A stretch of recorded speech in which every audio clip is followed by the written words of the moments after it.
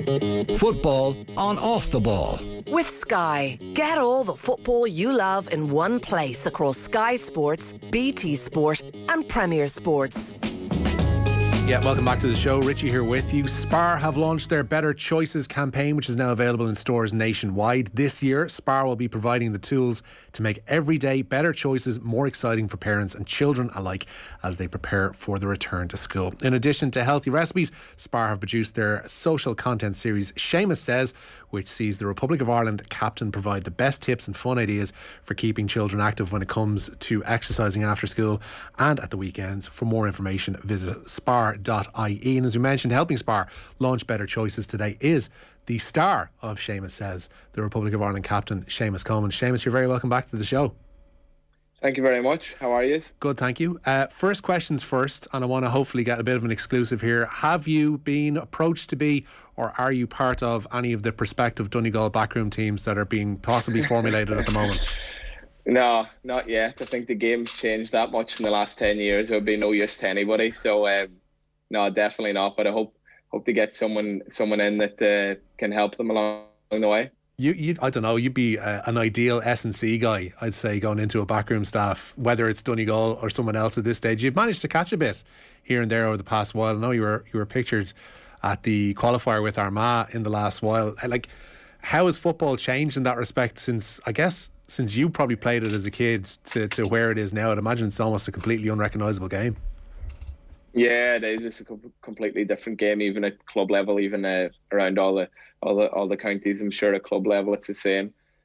Just got very tactical and still an unbelievable spectacle. Still love watching it, but I think coaching has changed and the way the game's played's changed so much, but it doesn't make it any less exciting. I still love, going to the games. I loved going to the Donegal Armagh game, bar the result. But I do, obviously, when I was playing, I suppose if you're better than the man you're marking, then, you'd score a few points or he'd score a few points, whatever the case may be. Whereas now it's more, getting people behind the ball and tactically, kickouts from the goalkeepers and breaking at the right times. And, a lot of the time there's both sets of players in one half. So it's changed a lot in that regard, but it's still an unbelievable spectacle. Be curious to see where you were deployed as a player when you did play.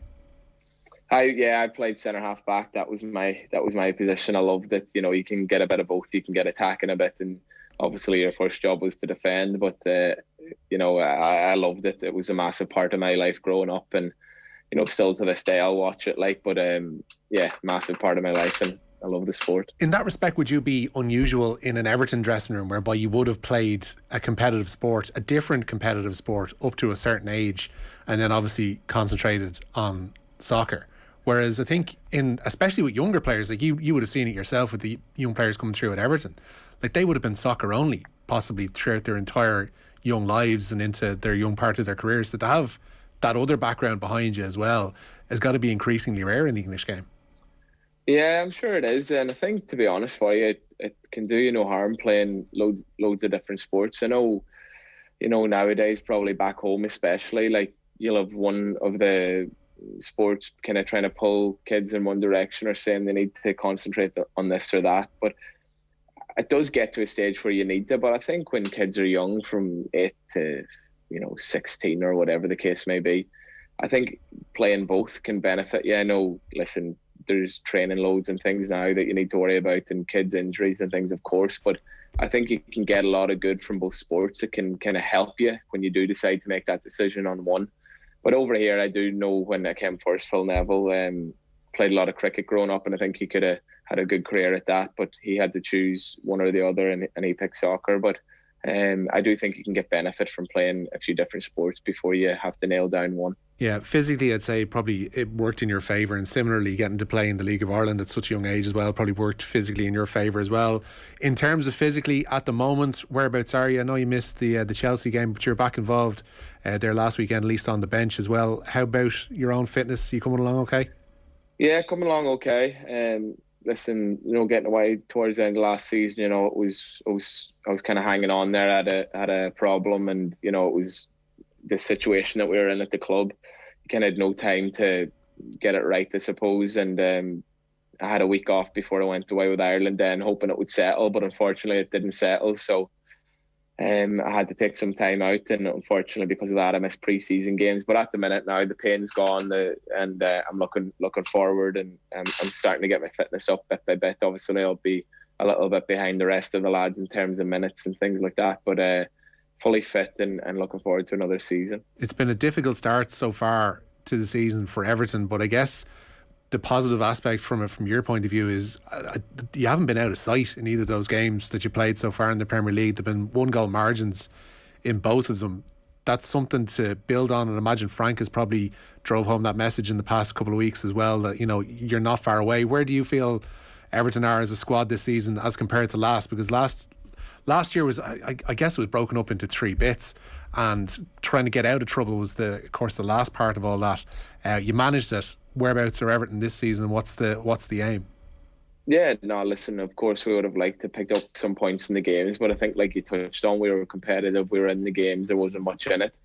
I think, you know, we've added a lot of experience to the group, which is good, and Connor Cody and James Tarkowski, you know, men that have been around a long time at Premier League level, even lower down, and, you know, played a lot of games. And I think it's good to add that to a dressing room, because they've got a lot of experience, and I think we probably lacked that at times last year. We probably missed a bit of experience, so to have them added to the group is massive. And I think you talked about there wasn't much in the game, a goal here or there, but I think now across the Premier League it's that competitive that there's very fine margins in all the games. So, you know, it's quite a boring answer, but I think as a group we have to look to Saturday and try and get 3 points on Saturday and move on from there, rather than setting long-term targets or season targets, because it's such a competitive league, and I'm confident that we're going to have a much better season, and we just got to prove that on the pitch. How did Frank get on in pre-season? Because obviously, like you mentioned, I was watching an interview you did with Tim Howard on the Everton site there in the summer, and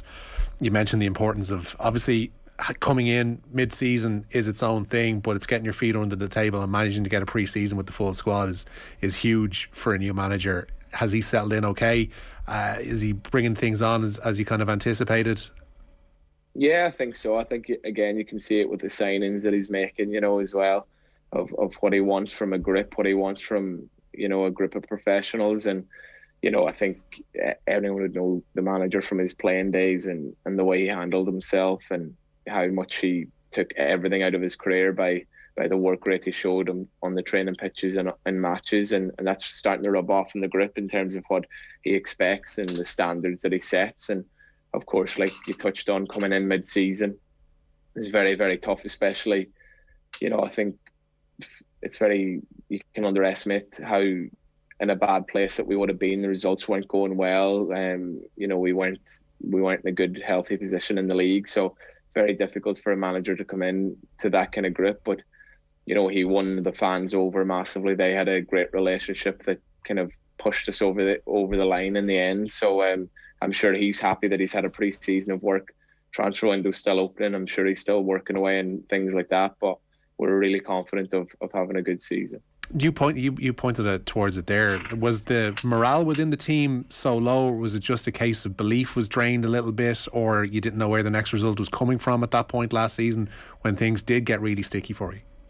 Yeah, I think it's just natural. Unfortunately, when things aren't going well, you've just got to find a way out of it, and sometimes it's not as easy as that you think, you know. And there definitely was games where you probably end up feeling a bit sorry for yourself. Things didn't go your way. There was like handball decisions and penalty decisions that, listen, everyone will have their own gripe about from their own team as well. But just felt like things weren't really going our way. But, you know, thankfully at the right times when the manager needed to tell us a few home truths, he did, and always got a reaction. And in the end, between the players, the manager, and all the fans, we got over the line in the end. And I keep saying, it's not something that we see as success. What happened last season, it was just relief and understanding that that's not somewhere where we want to be again. Just relief that we got over the line, but that's not the standards for Everton Football Club, without a shadow of a doubt. Of course. In terms of home truths, a lot of headlines were made by Frank's comments in the wake of that quarter-final loss in the FA Cup to Crystal Palace, that the team didn't have the, for want of a better term, the balls to succeed. Now, it's a very stark phrase to be saying about your own players, and I know you were captain that day, played a full 70 odd minutes as well. What was your initial reaction to that comment from Frank, and what was the reaction within the dressing room towards it?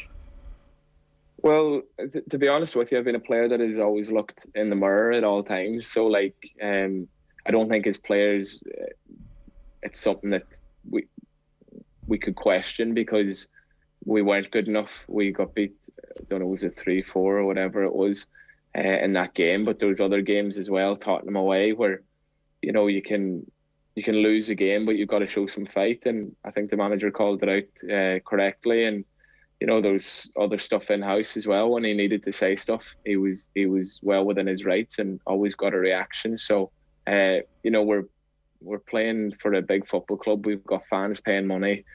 We understand that we're under scrutiny at all times. So it's part and parcel of the job to own it and understand it and look yourself in the mirror. And that's all you ever ask from players, that they can be honest with themselves as well. I might be wrong in this, but you seem kind of mentally pretty self-sufficient. You kind of have enough faith in your own ability and your own work rate that you can get through issues, get through slumps in seasons, get through injuries, etc. Are there people in-house in the club that the players are, that they, you know, if the opportunity arises or if they want to, they can turn to in those aspects? Is there like sports psychologists knocking around the place that help in terms of the team's mentality, or how do things work out there? Is it just a man-for-man basis? No, listen, I think I've been here long enough and have had my own ups and downs along the way in many, many ways. You know, good bits of form, bad bits of form, injuries, things like that. I think it's part and parcel of the journey of being a professional footballer. And, you know, last year was the first time, obviously, that I had to feel the pressure that we were under as a group. On myself personally, you know, I was captain of the club. I've been here a long time. So last year was the first time I had to feel that. But I think any of the lads know here that, you know, we're here to support each other. We're here to help each other at all times. And I think that's so important, because if everyone's, you know, in a good place mentally, then they can perform better on the pitch. But again, easier said than done. And you need to make sure that lads are comfortable to come to you as well. And I'll always, I think most of the lads in there know that they can come to me. And it's an important part of today's game. Yeah, one of those people who I'm sure would have come to you in the last while, because just given the age profile involved, is Anthony Gordon. There's been a lot of talk about him in the papers this week, bids from Chelsea, etc., being knocked back. I know you're not going to speak to potential deals and all that kind of stuff. Just give us a sense of the player, and perhaps indeed the person that Anthony Gordon is, because the general consensus seems to be that this guy's ceiling is pretty high. No, listen, speaking on Anthony, he's come into he went out to Preston on loan. He's come into the team last year under difficult circumstances as well, and I think the fans really held on to that he was a local boy. And I think you could see by, you know, his probably not what is expected of him. It's more the attacking side that people want to see, but we could see someone that was ready for the fight, ready to put it all on the line to get us through that difficult period last year. He was going into tackles, he was running back, and the fans really took to that, really appreciated that. And the other side, he's got ability, goes past people, he's fast. So very, very good player. And, you know, we'll see what happens with Anthony, but at the moment he's an Everton player, and of course we all want him to be an Everton player. Just in terms of age profile as well, it's somebody, it seems, that given the amount of game time that he has been afforded by Everton and by Frank in particular, that it would benefit him to stay, at least, I don't want to say in the short term, but certainly for the next season or two, to improve as a player, because Everton seems like the kind of environment where he could improve more markedly than, say, getting the odd game here or there for a club elsewhere. Well, again, I don't know what he would get elsewhere. That's not something for me to say, but I can only speak on how the manager is with young players, and he's very, very good with young players. You could see that through his time at Chelsea, and even here with Anthony and other lads, you know, even Stanley Mills coming through at the minute. You can just see how good the manager is with young players. And Anthony was the same. He came in last season, the manager, Joe Edwards as well, in particular, Paul Clement, Ashley Cole, but they all very, very good with young players, very understanding of young players and wanting to improve them. And because of that, then Anthony flourished. And, I think the manager and Joe and that were a big part in that. What's Ashley been like as a coach, actually, Ashley Cole? Because I think it almost goes under the radar a little bit that you've got somebody of such a Premier League stature on the coaching staff there, and he plays in a position that on the opposite side, granted, but you'd be pretty familiar with. What's he like to work with? It's great to work with. Again, someone who you can see loves the game, and I think at this level you're not going to be a manager or a coach if you don't love the game, because you have to spend the years getting the qualifications and things like that. So I think you can see the love he has of the game. But again, if he's speaking to a fullback or a defender, even any player, but in particular defenders, if he's telling them his opinion on what their body shape should be or how they should, jockey the wing or whatever the case may be, you're all ears because of the career that he's had. And I think it's great for us to have someone like that around the place, and really, really good man as well. Is that how you'd envisage your career going? Do you see yourself going into coaching? Have there been badges started just yet, or? Yeah, no, listen, I think you've always got to look to the future. I've just finished my A licence there a couple of months ago, so it's something that I'm planning for. I love football. It's something that I've done since I'm 17. Well, I've done it since younger, but professionally since I'm 17. And I've had so many managers to learn from, so many players to learn from, that, I think I definitely can give something back in some kind of way to a certain group of players. So we'll see where that brings me, but it is something that I love. Just in terms of like your own Everton status, like the contract is up at the end of this year. Is there plans to extend that? Is this going to be a rolling year on year and see how you feel by April kind of thing, or? No, to be honest, and the goalposts have never changed in this regard for me. I'm looking to tomorrow. I'm looking to tomorrow to come in and be the best that I can be in training, and to train as hard as I possibly can, and then I'll move on to the next day. And that's how I've looked at my career, because you look too far ahead or you take your eye off the ball, then you can get swept under the carpet very easily. So for me, it's just pure motivation and determination to be the best I can be tomorrow again. And I know it's quite a boring way of looking at things probably, but that's just my way, and that's what's kind of given me like my longevity to date. It's called sensible, Seamus. It's not boring at all. Yeah. I want to touch on the Ireland stuff as well, because obviously there's a couple of big games coming up in September against Scotland over in Hampden, then at home to Armenia, of course, as well.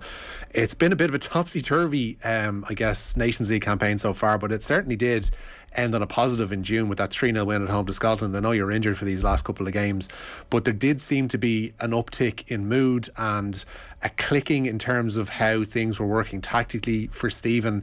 This work in progress that finally seems to be getting a bit momentum behind it.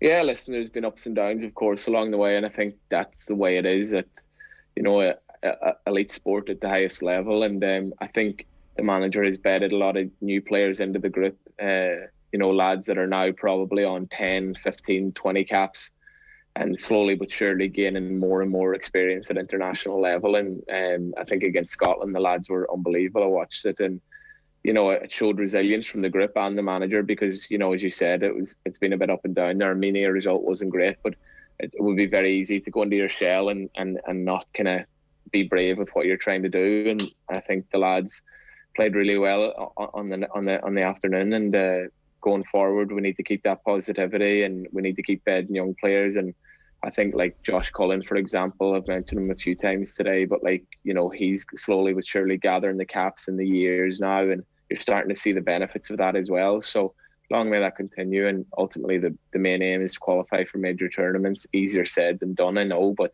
it's got to be the main aim between us all, and we'll keep striving for that. Like, obviously, I'm thinking of when the Euros land. It's just under 2 years away. Touch wood, Ireland are there. Do you still hope to be involved with the squad at that stage? What did I just say about thinking of tomorrow? But in terms of like international campaigns, like, it's surely got to be consideration to a degree when you're going into it, to think that the Ireland stuff, that a major tournament is at the end of the rainbow, considering you've been there before and want to get there again. No, listen, of course, I was only messing there, but for me, like, playing for Ireland it's just an unbelievable honour. It's an honour that, that we don't take for granted. I think the senior players in the squad at the minute are such big pushers of trying to make everyone understand what it means to play for Ireland. I had it with, Robbie Keane, Damien Duff, Shay Given, John O'Shea. I seen them boys and what it meant to them and how they spoke. And we're trying to pass that on, and it's genuine. Like, it's hard to explain, but there's such an unbelievable feeling when you pull on that green shirt. And what the only thing that tops putting on the green shirt is doing it at a major tournament like we did in 2016. So there's a massive ambition to get there. Of course, I'd love to be part of that, of course. And again, we'll just see how we go day to day. But of course, that's something that I want to do. One of the things we've seen though in recent Ireland games is that you've been playing as part of a back three as opposed to being an out-and-out wing back. Like, speak to us a little bit about the differences between those two positions. Do you feel like it suits you more? I hate to say it, your advanced age at this stage, or do you feel like you're just happy to be part of the 11 now at this stage? Because they are two very distinct and very different roles now. Yeah, very, very different roles, definitely. And towards the end of the last season here at Everton, I was playing right of a back three, and for Ireland I'd been playing right of a back three. I played wing back against Armenia and Portugal and things like that, but I'd been played there a few times, but the roles are so different. And yeah, listen, there's no getting away from it. I'm not getting any younger, but that wing back role is demanding. But I still feel fit, still feel physically fit, but I'm not 22. I'm not going to be galloping up and down exactly the same as I was 10 years ago. But yeah, I really enjoy the right centre back role, right of the three. I think you get a bit of both. You have to be comfortable in one-on-one defending in wide areas and getting yourself out there, and that's something that I'm used to from my full-back days anyway. And it's both roles that I really enjoy. But yeah, the right of a back three has been really good for me at the moment, and I've really enjoyed it. And you've got some hell of a competition there in terms of the Ireland jersey for that position as well. When you consider the likes of Andrew Bamadelli, Nathan Collins has obviously come through like a train in the last 6 months to a year, and that's not even taking into account Messrs Duffy and Egan, who are on the left hand side of you. We're incredibly well stocked in that department, aren't we? Yeah, do you know what? It's great to see as well. And I know Andrew's had maybe a tough 6 months or so with the injury, but a very, very good player. He came on against Portugal away, played very well. I think it might have even been his debut, but played very, very well. And listen, you touched on Nathan there the last 6 months, but really, really exciting for Irish supporters and for me as captain of the group to see them lads coming through. And I think competition is what makes you successful, competition for places, and yeah, well stacked in that area. And them two lads in particular are doing really, really well, and long may it continue, because they're young boys with 10, 12 years ahead of them. So hopefully that can be the case for them. Fingers crossed they get to have you as a teammate for the next while as well, because I know the boost you give to the squad when you're around them. SEAMUS Coleman, it's been an absolute pleasure to have you this evening to speak to, and thank you so much for taking time out for us. SEAMUS helping launch Spar and their Better Choices campaign, which is now available in stores nationwide. Spar providing the tools to make everyday better choices more exciting for parents and children alike as they prepare for the return to school. In addition to healthy recipes, Spar produced their social content series SEAMUS Says, of which SEAMUS is a star there, and sees SEAMUS provide the best tips and fun ideas for keeping children active when it comes to exercising after school and at the weekends. For more information, visit spar.ie. SEAMUS Coleman, an absolute pleasure. Thank you very much. Football on Off the Ball. With Sky, get all the football you love in one place across Sky Sports, BT Sport and Premier Sports.